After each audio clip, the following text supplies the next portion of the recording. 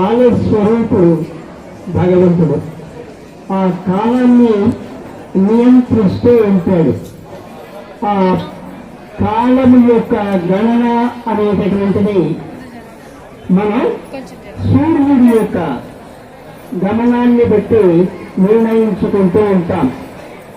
మనకి ఉత్తరాయణ పుణ్యకాలము అనేటటువంటిది రేపటితో ప్రారంభమవుతూ ఉంది.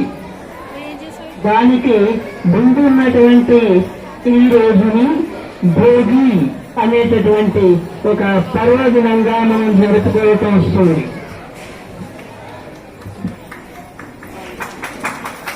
భోగి అనగా మనకు భోగము అంటే ఒక ఆనందము లేదా సుఖము, ఒక అనుభూతిని కలిగించేటటువంటి ఒక పర్వదినము అని చెప్పుకున్నాం.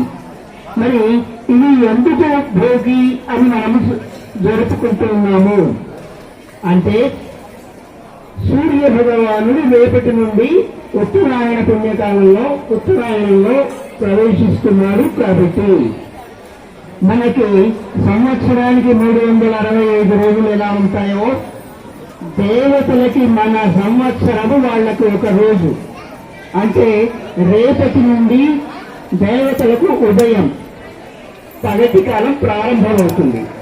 ఆ ప్రారంభ కాలంలో, ఉషకాలంలో దైవ ప్రార్థన అనేది జరగాలి అని నెల రోజులుగా మనకు తిరుప్పావై అనేటటువంటి దివ్య ప్రబంధాన్ని అనుసంధానం చేసుకోవడం అనే పద్ధతిని పెద్దలు నిర్ణయించి పెట్టారు.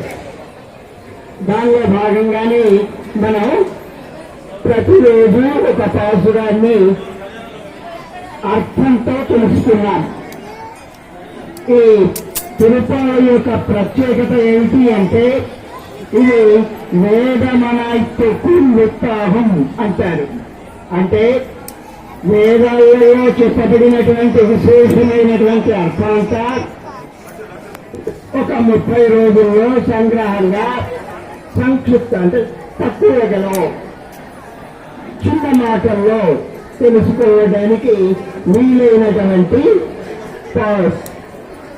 ప్రబంధం, దాన్ని మనం అనుసంధానం చేసుకున్నాం. ఇందులో మొదటి పాసనంలోనే మార్గళి పిల్లలు అంటూ ప్రారంభమవుతుంది. మార్గళి అనేటటువంటి మాసము మార్గశీర్ష మాసము.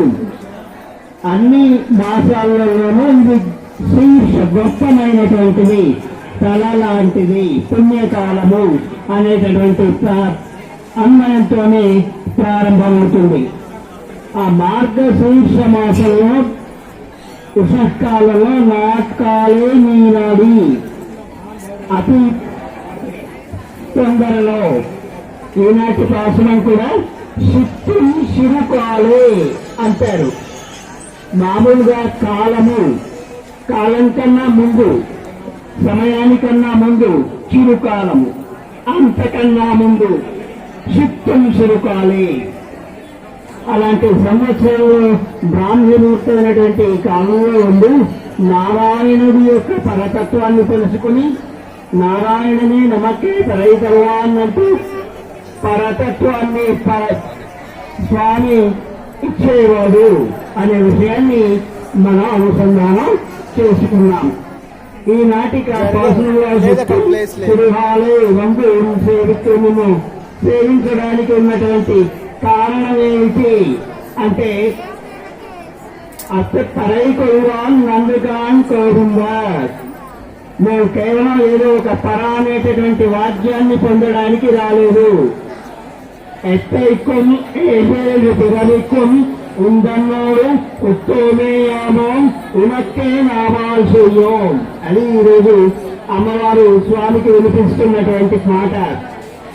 7 జన్మలలోనూ ముందు కాలం అంతా కూడా మేము మీకే సేవ చేయగలగాలి, మేము మత్తైనం కామంగల్ మాతు, మరి ఇతరమైన ఏ కోరికలు లేకుండా, లౌకిక సంబంధమైనటువంటి ఏ కోరికలు లేకుండా స్వామినే చేరాలి అనేటటువంటి భావాన్ని ఈనాడు ఆండాళమ్మ గారు పెదవాళ్ళకి విన్నవించుకున్నారు. వంగ కడల కడాయింద మాధవనై కేశవనై.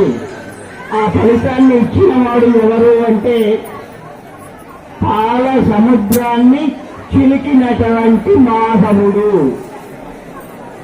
దేవతల కోసం అమృతాన్ని పాల సముద్రాన్ని చిలికి పైకి తీసి దేవతలకు ఇచ్చాట. దేవతలకు ముందు ఉండి రక్షించేవాడు.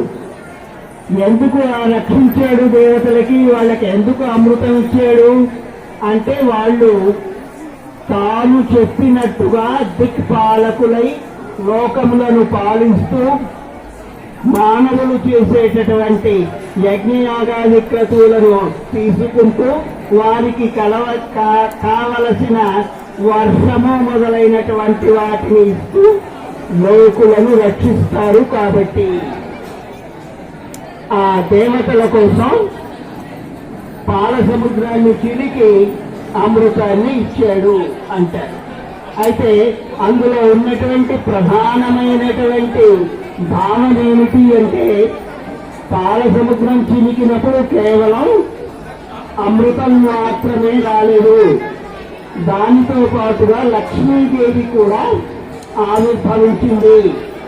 ఈ లక్ష్మీదేవి అనే ఆమెను మనం ఏం చెప్తామంటే మన జీవుల యొక్క ప్రతినిధి, మన అందరి యొక్క రిప్రజెంటేటివ్.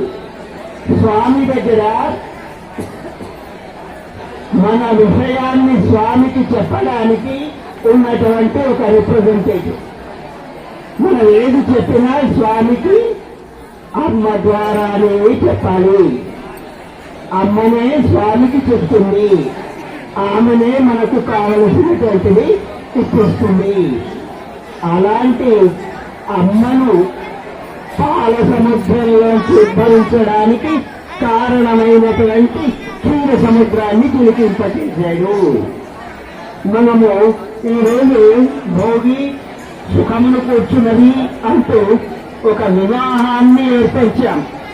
గోళ రంగనాథుల యొక్క వివాహాన్ని మనం ఇక్కడ జరుపుకుంటున్నాం. ఈ వివాహం జరుపుకోవడంలో అంతరార్థం ఏమిటి?